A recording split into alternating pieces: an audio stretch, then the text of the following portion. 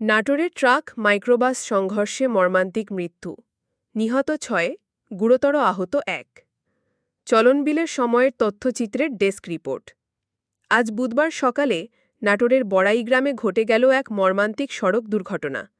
সকাল 10:30টার দিকে উপজেলার আইরমালী ব্রিজের পাশে শ্রীরামপুর এলাকায় ঢাকাগামী একটি মাইক্রোবাসের সঙ্গে বিপরীত দিক থেকে আসা একটি ট্রাকের ভয়াবহ সংঘর্ষ হয়। দুর্ঘটনায় ঘটনাস্থলেই প্রাণ হারান ৫ জন। আহত অবস্থায় হাসপাতালে নেওয়া হলে সেখানে আরও একজনের মৃত্যু হয়। এ ঘটনায় গুরুতর আহত হয়েছেন আরও একজন, যার অবস্থা আশঙ্কাজনক হয় তাকে উন্নত চিকিৎসার জন্য রাজশাহী মেডিকেল কলেজ হাসপাতালে স্থানান্তর করা হয়েছে।